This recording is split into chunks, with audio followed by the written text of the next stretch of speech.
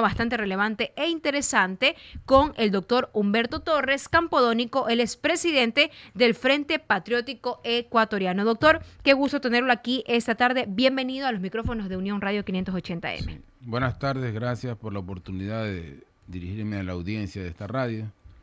Y bueno, sí, represento al Frente Patriótico Ecuatoriano. Doctor, ¿qué nos puede comentar? Hace breves minutos estábamos dando más información. Toda esta semana creo que el mundo ha puesto sus ojos en Venezuela por las elecciones que se han dado. Pero ¿cuál es la posición de ustedes como Frente Patriótico Ecuatoriano? Adelante, doctor. Bueno, lo que sucedió en Venezuela, o lo que está sucediendo en Venezuela, es algo que ya se veía venir, ¿no? Es una situación que el mundo estaba a la expectativa de que se realice un fraude. Pero lo penoso de este asunto es que se ha hecho un fraude totalmente burdo. Un fraude que ya es aberrante. De esta manera se está demostrando que ninguna dictadura que convoque elecciones puede transparentar estos procesos. Porque la oposición en Venezuela, dirigida por María Corina Machado y Edmundo González, han demostrado a la opinión pública mundial con las actas en la mano, con las actas publicadas a nivel de internet, que la diferencia era abismal. Y hasta ahora la página del Consejo Nacional Electoral de Venezuela no publica ningún dato. Sigue caída. Y la opinión pública mundial, los organismos internacionales, están de oídos sordos o están con posiciones tibias, con exhortaciones, con declaraciones, con amenazas, pero nadie hace nada al respecto como para que se respeten los resultados soberanos del pueblo venezolano. Doctor, ¿por qué el mundo puso sus ojos en Venezuela? Porque generalmente cuando hay elecciones en cualquier parte del mundo, sí, ciertos países están a la expectativa, pero en esta ocasión en Venezuela prácticamente toda América, Europa, Asia estuvo ahí puesto sus ojos en Venezuela. ¿Por qué se da esto, doctor? Yo pienso que el problema venezolano de alguna manera está más a la expectativa de la opinión pública mundial, es por la migración excesiva que ha habido en todos los países. En Europa, en América Latina, no hay país que no tenga venezolanos. Creo que son 8 millones de venezolanos Sí, que han cerca de emigrado, 8 millones. ¿no? Entonces, la gente dice, bueno, por algo se tienen que ir. Yo no creo que nadie se vaya de loco de su país. Y realmente en esa migración ha habido personas buenas y personas malas también que han salido, y que eso de alguna forma ha terminado afectando la economía y la seguridad en los países vecinos. Entonces la gente de alguna manera está interesada también en saber por qué el pueblo venezolano no puede ser el decidor de su destino. En este caso, incluso aliados tradicionales como Lula da Silva y otros presidentes lo instaban a Maduro a que acepte los resultados si se daban. Y si se daba la pérdida, que acepte como perdedor. Pero lamentablemente en Venezuela hay muchos intereses de por medio. Son 25 años de dictadura castrochavista que le impiden a Maduro salir por la puerta de atrás como que no ha pasado nada. Doctor, el mundo se ha pronunciado, no todos a favor, hay otros que han demostrado el en contra y unos el apoyo, tanto a Maduro como a María Corina Machado.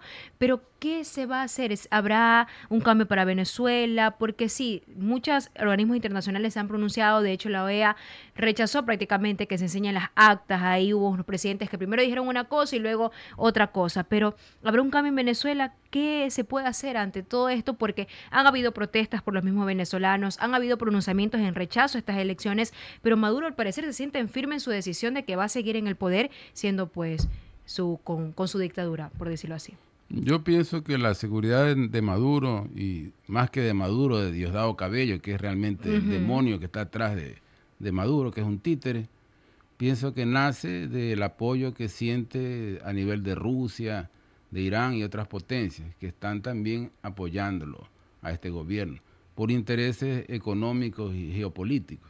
O sea, siempre aquí se manejan estos intereses a nivel de las potencias. La gente dice, bueno, ¿por qué no interviene Estados Unidos? Porque alguna vez que quiere intervenir aparece un submarino ruso en el Caribe. Y entonces, como diciendo, te metes con él, te metes conmigo. Y eso podría desatar una guerra mundial también. Entonces, el problema de Venezuela es un problema bastante complejo de solucionar. La gente dice, no, que lo solucionen los venezolanos. Pero ya han habido miles de muertos y el problema no se soluciona. O sea, En las calles han habido protestas innumerables y siguen Y habiendo. víctimas mortales. Claro, y en este caso, como lo que estamos viviendo en el momento actual, la represión es indiscriminada, ¿no? Y a pesar de que el mundo lo conoce, nadie se decide a hacer nada, porque nadie quiere de alguna manera comprometerse. Así es. 12:21 minutos, doctor. El señor Almagro, el secretario de la OEA, ha dicho que lo detengan al presidente Maduro y todo este meollo, toda esta cuestión, pero ¿qué poder hacer? ¿Qué más? Porque de verdad que el día domingo que fueron las elecciones, incluso nosotros como ecuatorianos, que siempre se nos ha catalogado de que somos xenofóbicos, que no las aceptamos, precisamente por lo que usted decía, hay venezolanos buenos y malos, como todo ser humano, porque aquí no se define por nacionalidad, sino como ser humano como tal. Pero no, todos creo que anhelábamos ese grito y ese respiro de libertad, de que ellos sientan paz, de que puedan regresar a su país, porque al menos aquí en Ecuador son 445.000 ciudadanos venezolanos que día a día se la luchan también para tener su estabilidad, que es lo que tanto ellos buscan en otros países. Pero usted también indicaba manifestaciones, muertos de por medio, el baño de sangre que tanto prometió el señor Maduro y prácticamente al parecer lo está cumpliendo, porque eso es lo que dio a entender el señor Almagro, pero él se va a seguir en el poder. Eso es lo que pinta, doctor. Claro, o sea, aquí hay, como usted dice, casi 500.000 de venezolanos, en Chile hay como 700.000 y en todos los países hay una gran cantidad que suman como más de 8 millones, ¿no? Y ese problema parece que va a seguir aumentando. O sea, incluso ahora Chile ya ha reforzado su frontera porque piensa que va a haber nuevamente una migración masiva. Entonces, lamentablemente, los organismos internacionales como la OEA, la ONU, ¿cuál es su rol? El rol que ellos juegan, ¿no? O sea, preservar la paz, ¿no? Los derechos humanos, la seguridad internacional. Pero en ninguno de esos puntos están cumpliendo. Entonces realmente son organismos de papel. Nosotros lo pasamos cuando fue la guerra con el Perú en 1942, que era plena Segunda Guerra Mundial. Se sacrificaron los intereses del Ecuador en beneficio de la armonía de América, ¿no? Y se firmó el acuerdo de paz. Ahí la OEA intervino, pero siempre sacrificando al más débil. Entonces, en este caso yo, o sea, no tengo muchas esperanzas en organismos internacionales. Pienso que la presión internacional viene de cada país. Cada país de alguna manera debe ejercer una presión más intensa, ¿no?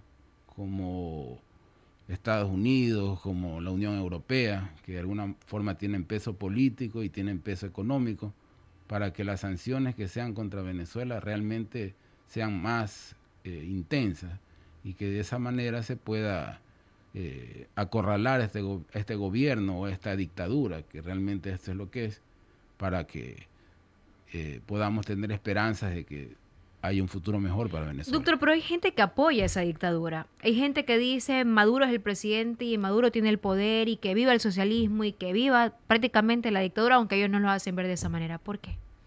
¿Por qué se ve el apoyo cuando, como bien usted decía, la migración es masiva, multitudinaria, y no solamente a países cercanos como Colombia, Perú, Chile, Ecuador, sino en el mismísimo Europa, como usted ya lo detallaba hace unos minutos, doctor? El problema es que hay muchos sectores que se acostumbraron a vivir en ese sistema, ¿no? O sea, a recibir un bono, a recibir el CLAC que le dicen de los alimentos allá en Venezuela, a la casta militar que también está privilegiada. Hay ciertos sectores empresariales incluso que están con el visto bueno del gobierno. Entonces, hay un grupo que finalmente termina favoreciéndose de toda esta situación que se vive en el país, hermano. Pero hay otras personas que conscientemente y de manera responsable quieren un país libre, y usted se habrá dado cuenta que cuál es la exigencia que piden los venezolanos en los gritos, en las protestas, en las manifestaciones. Libertad, libertad, libertad. No están pidiendo comida, ¿no? No están pidiendo otra cosa, están pidiendo libertad, ¿no? Porque lamentablemente si no se tiene libertad, no se tiene democracia. Si no se tiene democracia, no se tiene progreso, no se tiene justicia. Y los venezolanos eso es lo que necesitan, vivir en libertad. Y Maduro se los está negando. Doctor, ¿y qué es la libertad para usted? Es la libertad para mí es poder escoger, ¿no?, la mejor opción que uno tiene de vida, ¿no? O sea, uno puede ser libre cuando escoge realmente su destino, su futuro, qué es lo que yo quiero estudiar, por ejemplo, en qué me quiero yo especializar, en qué quiero trabajar, qué partido político quiero yo votar, ¿no? incluso hasta qué equipo de fútbol quiero yo seguir. O sea, soy libre de hacerlo. Lamentablemente en los regímenes totalitarios existe un solo diario, una sola prensa, un solo partido, un solo pensamiento. Y eso es lo que coarta la libertad. Y libertad de elegir al presidente que deseamos para nuestro pueblo. Y al parecer los venezolanos más apuntaban a un Edmundo González y no a un Nicolás Maduro. Sin embargo, pues Nicolás Maduro ha dicho, vamos a presentar las actas, pero todavía no lo hacen, doctor. Claro, o sea, y eso es lo que digo, o sea, es un burdo fraude, ¿no? Es una cosa ya aberrante, ya grosera, vergonzosa.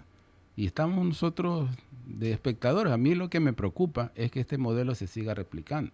Ya se lo hace en Nicaragua, se lo ha hecho durante 60 años en Cuba con el partido único que tienen los cubanos y siempre gana el Partido Comunista, ¿no?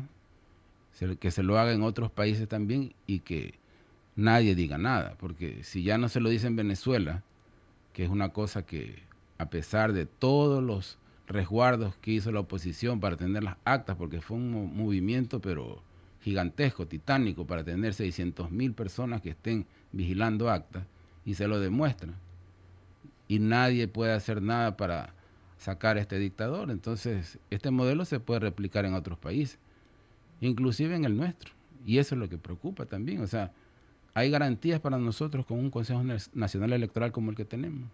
Eso es lo que yo les dejo como reflexión para todos los ecuatorianos. Ha sido cuestionado y a propósito de las elecciones que se avecinan. En elecciones pasadas. Entonces tenemos un proceso electoral que se avecina, ¿no? Y debemos nosotros estar atentos para lo que pueda suceder. Doctor, ¿hasta qué punto es bueno o malo el socialismo o quienes dirigen el socialismo? Yo pienso que los sistemas no son malos quienes los dirigen. Yo pienso que hay ciertos principios del socialismo que podrían ser buenos y aplicables, y también del capitalismo. En el momento actual que estamos nosotros como país, yo pienso que debemos estar por encima de las ideologías y debemos pensar en un proyecto de país, en un proyecto de Estado. O sea, nosotros como organización política, a eso es lo que apoyamos. No apoyamos candidatos, apoyamos proyectos políticos. Doctor, ¿y cómo ve estas elecciones del 2025 en Ecuador? Yo veo que todavía no se definen los actores, ¿no? Veo que todavía a estas alturas, a pesar de que estamos a pocos meses de elecciones, no se han hecho todavía las primarias, ¿no? Y en este mes creo que se hacen las primarias de los partidos. Este fin de semana arranca ya. Y entonces ahí se definirán realmente los binomios y podremos nosotros observar realmente quiénes están comprometidos con el futuro del país. Doctor, ¿algo más que desea acotar esta tarde en la entrevista? No, nada más. Agradecerles por la oportunidad de podernos manifestar como organización política naciente, que precisamente nos organizamos como una respuesta de la ciudadanía a tener una voz en el país. Perfecto. Le agradecemos al doctor Humberto Torres Campodónico, presidente del Frente Patriótico Ecuatoriano, sobre este importante aporte esta tarde 2 de agosto.